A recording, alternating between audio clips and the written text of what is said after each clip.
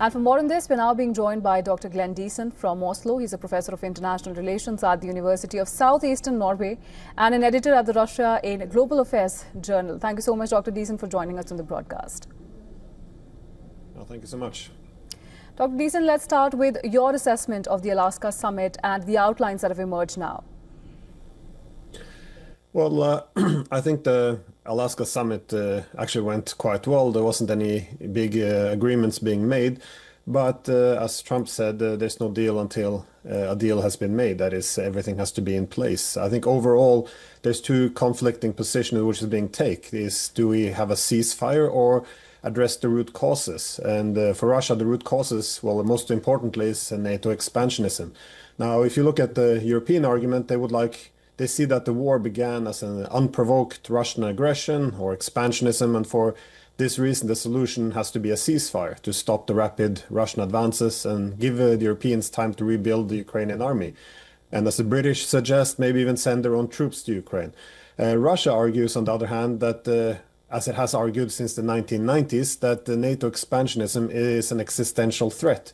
And this was the reason for its special military operation. And from their perspective, ceasefire is not peace. It will merely give the Europeans and, well, Americans as well, time to prolong the war. And so from their perspective, the solution has to be a political settlement. And this requires not just looking at Ukraine, because Ukraine is not the source of this conflict. Ukraine is a product. A division of Europe and essentially the new Cold War. So they would like to first come to a political settlement and then stop the fighting. And it appears that after the meeting between Trump and Putin that Trump accepted the Russian position.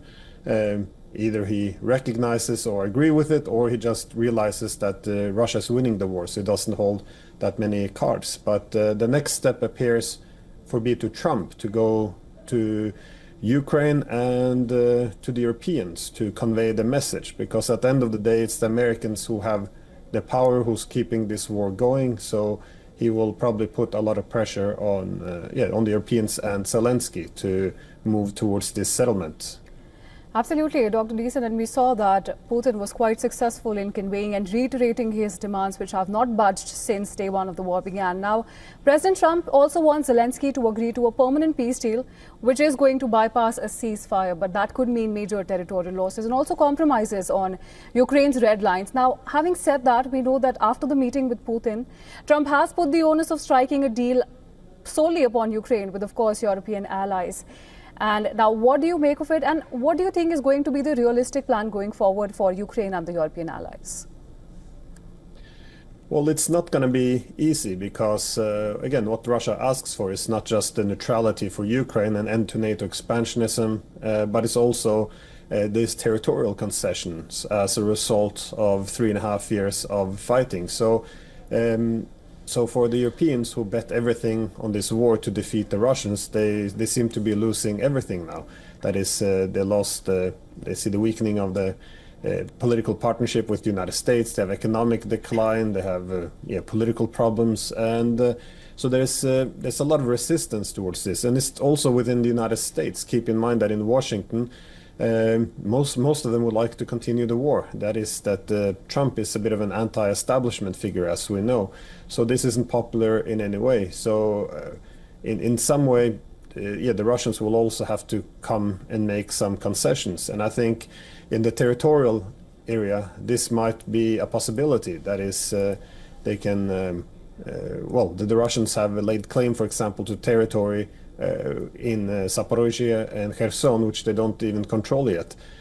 So there might be some willingness to essentially freeze the borders in Zaporozhye and Kherson if they can get Donetsk in return, and then they can also pull out of Sumy, Kharkov, and Dnipro. So there are areas for compromise, but I think the overarching problem to be solved is the issue of NATO expansion, and of course not just reconsidering some of the things we've done over the past 3.5 years, but even going back to the 1990s. So there's a huge task ahead of us. And as you said, the Russians haven't changed their position at all.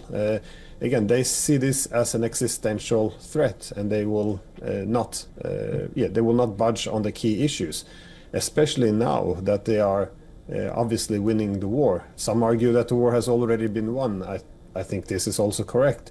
So they're not really in a position anymore to have to make any painful compromises. And I think every day that passes, the Russians will only be in a bigger, a stronger and stronger position. So I think Trump also recognizes this, because the problem of keeping this war going for much longer is the Ukrainians losing too many men, either losses or fleeing the country. They're losing more territory, the infrastructure being destroyed. It's a possibility Ukraine might not be able to recover as a nation. So there is a need to get this over with, and then find a enduring political settlement. So, but as I said, Trump has a huge task ahead of him, because there's a lot of opposition who do not want to see this this agreement go through. Absolutely, Dr. Diesen. There's a lot at stake for all the parties involved, and we'll have to wait and see what comes out of the trilateral, which Trump has now said that it may happen as soon as August 22nd. But for now, thank you so much for joining us on the broadcast and sharing your perspective with us. My pleasure.